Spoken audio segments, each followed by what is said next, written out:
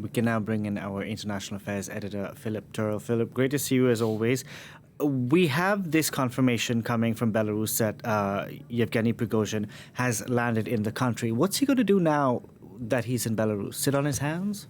So there are several possibilities. The first one, he just disappear into the woodwork and we won't hear from him anymore, but that seems highly unlikely if you remember that he is a very loud-mouthed man who has no problem in saying exactly what he thinks and criticizing Russian leadership. The big question is he now going to transfer that attention to the leadership in Belarus? Has he even arrived in Belarus yet? We haven't had this independently confirmed, although President Alexander Lukashenko says that he is now in the country. Not sure he's landed yet because the jet that came in may not have been carrying him. So we don't know exactly what he's going to do there, but I think many people in Belarus are looking on the fact that Yevgeny Prigozhin is in the country with a very sympathetic eye, because they're a bit worried about exactly what he's going to be doing once he lives in the country and what his maneuvers are going to be concerning not only launching attacks maybe into Ukraine from the southern border in Belarus, and also his criticism of the leadership there. What we're talking about here, Delano, is a game of people looking after each other because they are scared about the fact that if one regime collapses, it will be like a house of cards. They will all collapse. And Alexander Lukashenko knows that if Vladimir Putin's regime collapses, his will also collapse. He's even said the terms, if Putin goes, then I will also find myself under the rubble. So there's been a negotiation going on. We don't know how that negotiation happened, whether Alexander Lukashenko was the man who actually did negotiate the departure of Yevgeny Prigozhin to Belarus, or whether there were other names in the Kremlin that were doing this. There are three names that are coming up at the moment. The first one is Anton Vaino, the chief of staff of the Presidential Executive Office. The second one is Nikolai Patrushev, the secretary of the Russian Security Council. And the third one is Boris Gryzlov, who is the Russian ambassador in Belarus.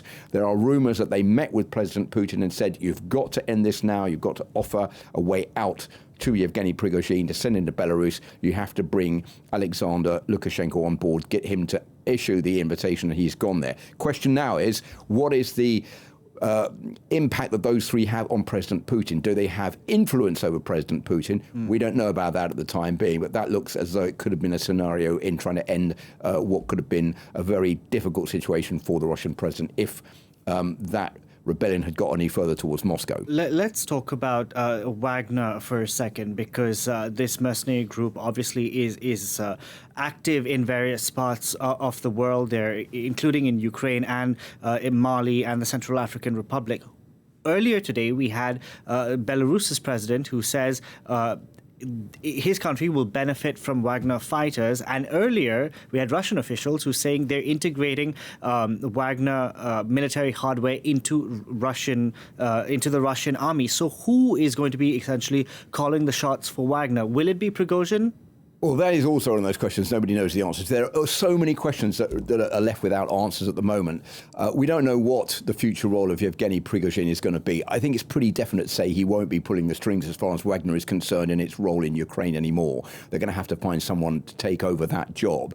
There are a few names being bantered about, but no one in particular has been pinpointed as being the successor to Yevgeny Prigozhin. What does that mean for the support that his fighters are going to get? Will they get as much money if they join the regular Russian army? Obviously not. Will some of them retire? How many will go to Belarus? All of those are questions we don't know. Then on the international front, the impact that Wagner has on the African continent, in Latin America, that is something that is very important to the Russian regime, because they are able to not only keep a tab on what is going on in those countries, but also bring out mineral resources and wealth to Russia. So what does that mean that Yevgeny Prigozhin is going to be still pulling the strings there? That is another question that we don't know the answer to. And if he isn't, who could do it? And will the Wagner forces obey the new leader like they would Yevgeny Prigozhin?